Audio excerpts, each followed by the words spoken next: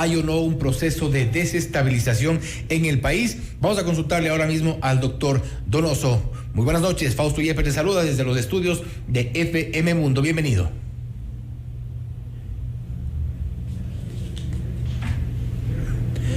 No sé si me escucha ahí. Ahora le escucho, Fausto. Perfecto, doctor. Gracias por estar con nosotros.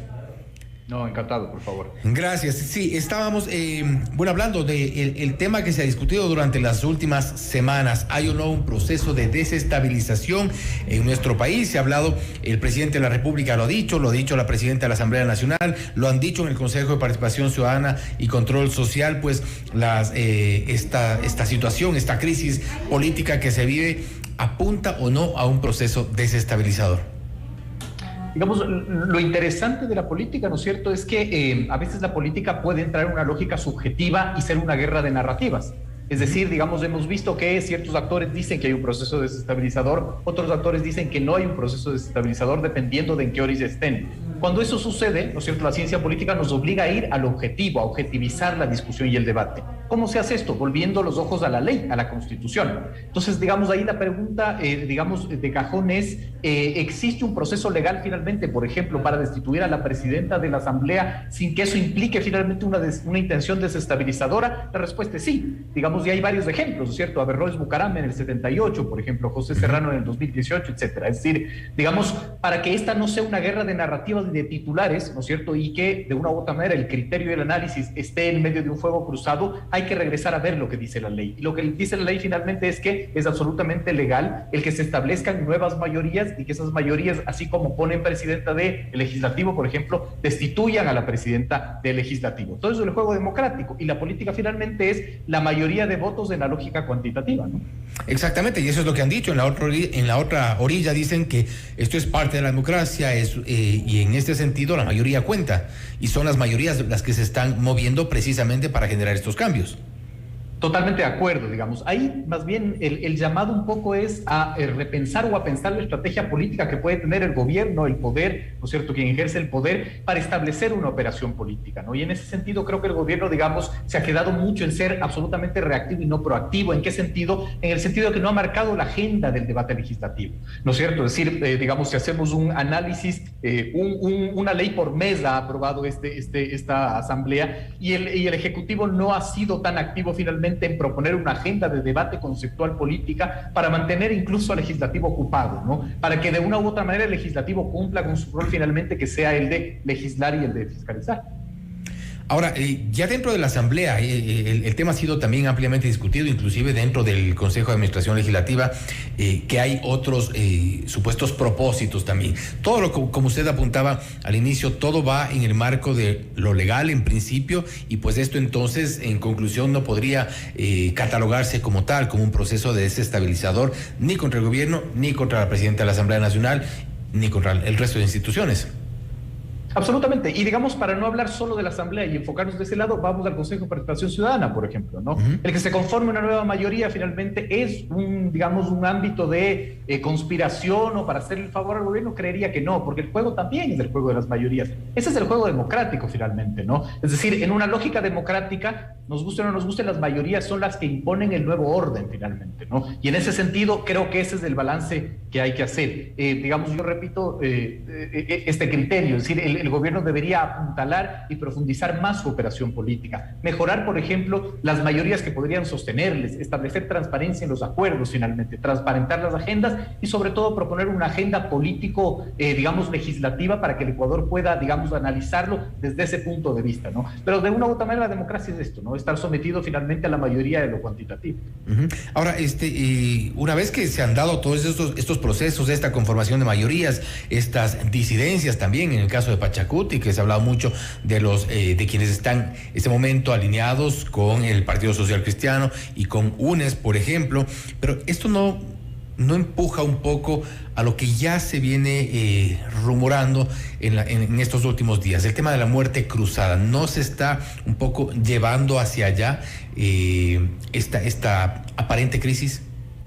La muerte cruzada es una herramienta supremamente interesante, ¿no? Yo he tenido este debate con otros colegas, muchos de ellos sostienen, por ejemplo, que la muerte cruzada es un escenario no conveniente para el Ecuador finalmente, porque provoca inestabilidad. Yo creo lo contrario, ¿no? Yo creo que finalmente en un país en donde usualmente, si nosotros recordamos la década de los 90, de los 2000, las calles finalmente eran las que resolvían las tensiones democráticas, las tensiones políticas, ¿no es cierto? El tener una herramienta legal finalmente para que haya una válvula de escape de esas tensiones, me parece que por lo menos ayuda finalmente a institucionalizar las tensiones políticas, ¿no? Y se usa de dos maneras, de visto la muerte cruzada. La una como una amenaza, ¿no es cierto? Porque el gobierno puede iniciar este rumor para que específicamente dos bloques se asusten y no den los votos, la Izquierda Democrática y Pachacutic, porque de una u otra manera se podría creer que estos dos partidos políticos no conseguirían los resultados que consiguieron, digamos, en las últimas elecciones parlamentarias. Y lo otro es que ya se convierta finalmente en una realidad. Yo he sostenido que para mí la muerte cruzada es un escenario a mediano o a largo plazo que tendrá que utilizar el gobierno,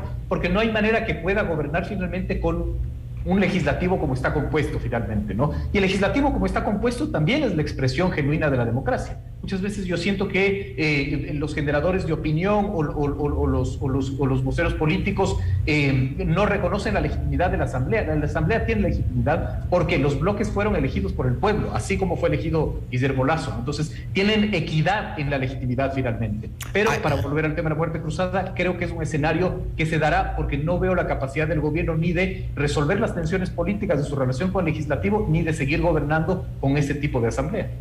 Pero hay legitimidad entonces en todas las decisiones que se están tomando en la Asamblea Nacional, y más no en el gobierno como tal. No, yo creo que los dos podrían tener legitimidad. La legitimidad es un tema bastante interesante y bastante, digamos, profundo de analizar, porque la legitimidad es de origen, ¿no es cierto?, y de funcionamiento. Es decir, yo puedo tener legitimidad de origen finalmente porque votaron por mí, ¿no es cierto? Pero en el proceso de gobernanza puedo ir perdiendo legitimidad. Y esta es una carrera de quién gana legitimidad frente a el escrutinio de los electores, ¿no? Y en ese sentido tendríamos que regresar a ver las cifras, digamos, de popularidad o de credibilidad o de valoración de gestión que puedan tener la Asamblea o el Ejecutivo. Cifras que están a la baja en la Asamblea y cifras que también están a la baja en el gobierno. Pero sobre todo, Fausto, si me permite, yo creo que lo más importante siempre es analizar no solo las cifras de valoración de estas dos autoridades, estas dos funciones del Estado, sino las del estado de ánimo en la población. Y eso me parece que es fundamental. ¿Por qué? Porque el estado de ánimo te marca el margen de maniobra que tú, como actor político, desde el legislativo, desde el ejecutivo, puedas ejecutar. Y, por ejemplo, las cifras de estado de ánimo empiezan a ser alarmantes. Perfiles de Opinión, en su última encuesta de enero, ya publicaba que 8 de cada 10 ecuatorianos responden a la pregunta de ¿por dónde está yendo el Ecuador? Responden que por el camino equivocado. 3 de cada 10 decían que Ecuador está viviendo su peor momento y 5 de cada 10 respondían que el Ecuador está viviendo, digamos, un momento complejo. ¿Por qué esto es importante? Porque de una u otra manera el pesimismo irradia finalmente a los estamentos políticos y ahí empiezan, digamos, a resolverse las tensiones políticas y sociales. Y es un poco también el efecto es el que la gente comience a responsabilizar, en este caso al legislativo, en este caso al gobierno, en este caso a las instituciones del Estado como tal, porque con esas cifras que usted ha mencionado, que son preocupantes, sin duda, pues siempre buscamos un responsable. Exactamente, ese es, digamos, el comportamiento natural de la sociedad, ¿no es cierto? El buscar el responsable, pero además, sobre todo, el buscar un término que es supremamente interesante, que es la causalidad mágica, ¿no? Porque en el país todo creemos que es voluntad política. Lo acabamos de ver, por ejemplo, con la función del canciller ayudando a repatriar a los ecuatorianos en Ucrania. Nos decían, algunas personas decían, pero que mande un avión, que se suban los que quieran venir y que se regresen, como si fuera tan fácil, ¿no? Pero lo que usted dice es exactamente eso. El ejercicio del poder es tener que enfrentarte a un escrutinio social que cree que de una u otra manera hay un responsable siempre y que es cuestión de solo aplastar un botón y resolverlo. Las tensiones políticas son mucho más complejas que eso. Y seguramente influirá también las acciones que se tomen respecto de lo que ocurra a propósito del regreso de los ecuatorianos, porque en principio hubo buenas noticias en cuanto al retorno de ecuatorianos, se ha llamado a la calma, se ha llamado a la comprensión por otro lado. Ahora es un problema, el problema es ahora las mascotas, el problema es que hay algunos chicos que supuestamente se han quedado, entonces comienzan a generarse esos conflictos que sin duda influyen también en estas cifras macro que hemos mencionado. Totalmente de acuerdo, así es, porque además, y yo lo ponía en un tuit, ¿no es cierto? El problema finalmente es que esto se convierte ya en un problema cualitativo y no cuantitativo, es decir, no importa si traes a 700 personas o si traes más bien a 699, el testimonio de la una persona que se queda es el que pesa finalmente y el que logra tener, digamos, una circulación en los distintos, digamos, redes sociales, medios de comunicación, etcétera, porque de una u otra manera lo crítico es lo que más se atrae finalmente, ¿no? Y la crítica social a un quehacer político es lo que sucede, ¿no? Y es lo que usted dice, es decir, siempre tiene que haber un responsable y siempre tiene que haber una causalidad mágica del tema. Y ahí está el manejo hábil político que se pueda llevar, ¿no? Finalmente, con este escenario entonces hay buen viento de aquí en más, de aquí en adelante, porque las cosas podrían definirse ya en estas semanas. Hay debates en la Asamblea Nacional, hay propuestas, hay proyectos de ley que son sin duda parte de una carta nueva que se juega el gobierno con la ley de inversiones. Por otro lado, también hay asambleístas que plantean, por ejemplo, el tema de derogar la ley tributaria a través de la ley de inversiones. Entonces, en este juego democrático, en este juego de mayorías, en este juego político, ¿se puede ver una luz al final? Yo creo que va a ser muy complejo, digamos, como usted dice, estos 15 días van a ser muy críticos, ¿no es cierto? Se juega de una u otra manera el futuro de la estructura ahorita de la Comisión de la Administración Legislativa, es decir, del CAL, presidencias y vicepresidencias, pero de una u otra manera, si es que el gobierno logra superar finalmente esta tensión, va a seguir enfrentándose a una asamblea absolutamente, digamos, fragmentada, atomizada, compleja, y yo creo que el gobierno es una operación política clara, ¿no? Una asamblea resistente, una asamblea que no le ha servido al gobierno como tal, porque ya hablamos de la proforma como pasó, hablamos de la reforma tributaria también como pasó, entonces no es que tiene realmente una contraparte en la Asamblea Nacional. Y además con dos elementos supremamente importantes que caracterizan el 2022. El primero es que el 2022 es un año preelectoral, nos estamos jugando las elecciones del 2023. ¿Qué tiene que ver esto? Me dirán, muchísimo, porque los partidos también apuntan a tener plataformas para sus candidatos locales. Y el segundo es que también el 2022 se convierte en un año de transición de las autoridades de control. No nos olvidemos que el 70% de las autoridades de control que forman parte de la función de transparencia y control social están encargadas en el Ecuador. Lo que demuestra, uno, desinstitucionalización, y lo que demuestra también que las tensiones políticas irán a estos estamentos. Lo estamos viendo en la atención del Consejo de Participación Ciudadana. Es decir, el 2022, digamos, con la complejidad que acarrea, tiene estas dos características que lo hacen mucho más complejo. Sin duda, sin duda. Gracias, doctor Donoso. No, encantado. Muchas gracias por la invitación.